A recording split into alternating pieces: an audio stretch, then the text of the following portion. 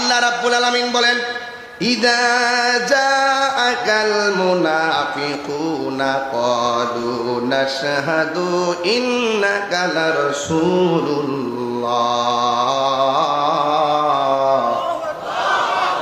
আল্লাহ রাব্বুল আলামিন বলে, হ্যাঁ বন্ধু, আপনার নিকট মুনাফিক আসে।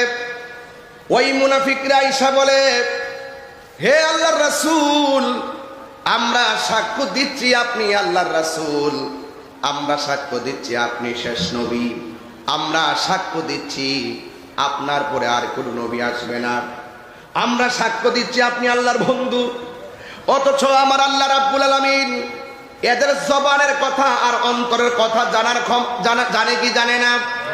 আল্লাহ রাব্বুল আলামিন আমার বন্ধু নবীকে ডাক দিয়ে বলেন, ইয়া রাসূলুল্লাহ, ইয়া হাবিবাল্লাহ, এরা মুখে বলতেছে আপনাকে ভালোবাসে, ওয়াল্লাহু ইয়াশহাদু ইন্নাল মুনাফিকিনা লাকাযিবুন।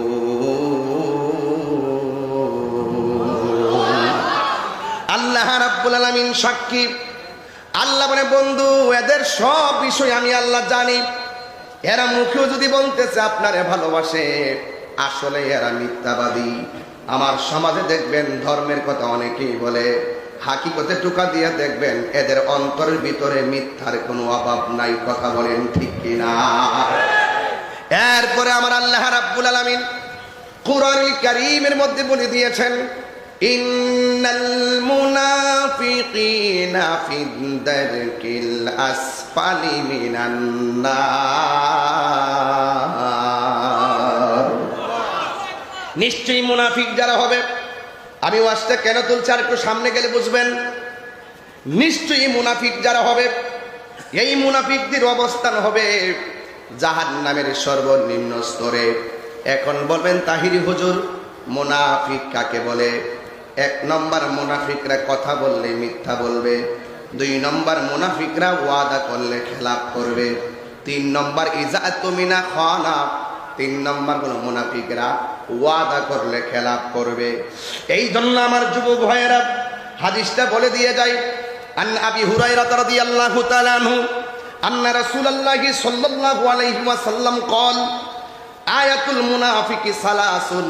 মুনাফিকদের মুনাফিকদের চেনার আলামত হলো তিনটা। ইজা হাদ্দাসা কাযাবা, সে যখন কথা বলবে মিথ্যা বলবে। ওয়া ইজা ওয়াদা আখলাফা, যখন সে ওয়াদা করবে খেলাফ করবে।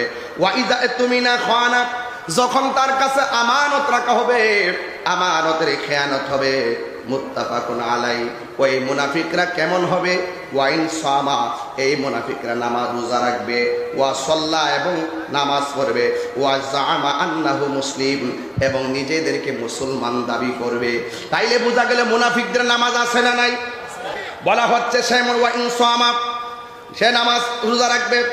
ওয়া সাল্লা, এবং নামাজ পড়ে। ওয়া জামা আন্নাহু মুসলিম, এবং সে নিজেকে মুসলমান বলে ধারণা করে।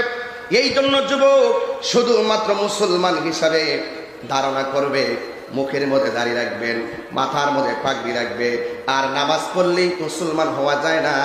জবান আর অন্তরের সঙ্গে তার মিল থাকা লাগবে।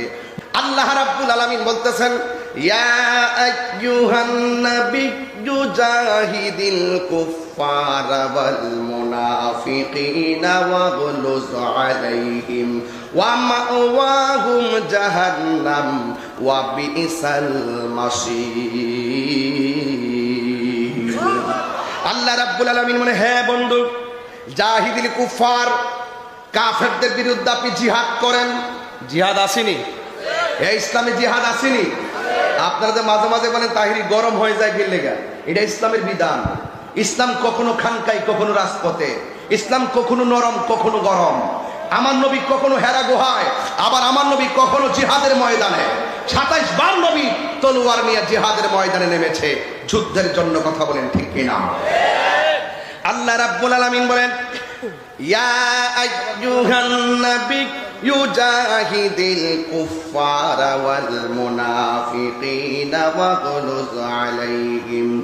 আল্লাহ রাব্বুল আলামিন বলেন, হে নবী, ও আমার বন্ধু, হে আমার হাবিব, ও আমার দোস্ত, জাহিদিল কুফফার, আপনি কাফেরদের বিরুদ্ধে যুদ্ধ করুন, ওয়াল মুনাফিকিন, এবং মুনাফিকদের বিরুদ্ধে যুদ্ধ করুন, ওয়াগলুজ আলাইহিম, তাদের সঙ্গে নমনীয় ব্যবহার করা যাবে না, তাদের সঙ্গে কঠিন ভাষায় কথা বলা লাগবে। আপনারা জবান খুলে কোন মুনাফিকদের সঙ্গে সহজভাবে কথা হবে নাকি কঠিনভাবে কথা হবে? এরপরে আমার আল্লাহ রাব্বুল আলামিন বলেন, এই মুনাফিক এবং কাফের যারা হবে, ওয়াহুম জাহান্নাম, এদের জন্য আল্লাহ রাব্বুল আলামিন জাহান্নাম রেখে দিয়েছেন, ওয়া বিসাল মাসির, আর জাহান্নামের জায়গাটা অত্যন্ত নিকৃষ্টতম একটা জায়গা। আমার নবী, আপনার নবী বলে, ওই উম্মত, জাহান্নামটা কেমন জাহান্নাম রে, শুনে যাও।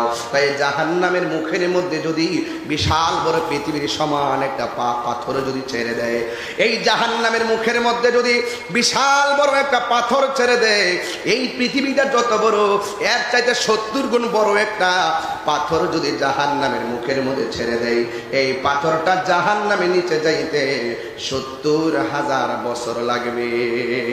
আল্লাহু আকবার বলেন না কেন? তাহলে এই জাহান্নামটা কি সহজ না কঠিন? এমন জাহান্নাম, অথচ আমরা মুনাফিককে ওই হাসতে হাসতে মনে হয় যেন মোবাইলটা পেয়ে গেছি, আর মুখ দিয়ে মনে একটু কথা বলে ফেললেই চললো, মুনাফিকে ওরে ফেললাম। আর মুনাফিকদের কারণে সমাজের মধ্যে সবচাইতে ক্ষতি হয়ে যাচ্ছে। মুনাফিক কারে কয়? আন্নিফাক বিল ইতিকাদ, হলো আমার নবীকে সে সহ্য করতে পারে না, এমন কিছু মানুষ আছে না নাই? আমার নবীর নাম শুনলে সহ্য করতে পারে না, এবং ইসলামের কথা শুনলে তার কাছে বিশ্বের মতো মনে হয়। আবার ইসলামটা যখন কেউ ধ্বংস করার জন্য আসবে, তাদের বিরুদ্ধে জিহাদের ময়দানে নামতে গেলেও সে উদাসীনতা দেখায়। আবার যখন ইসলামের কোনো বিজয় চলে আসে, এই বিজয়ের সময় সে আনন্দিত হতে চায় না, এমন কিছু মানুষ আছে না নাই?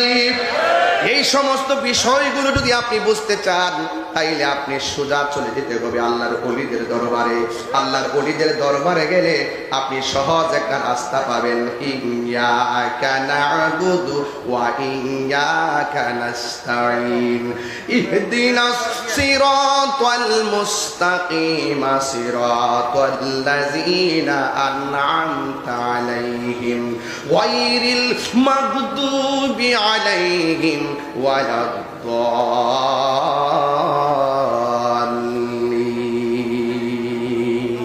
আল্লাহু আকবার বলেন না কেন?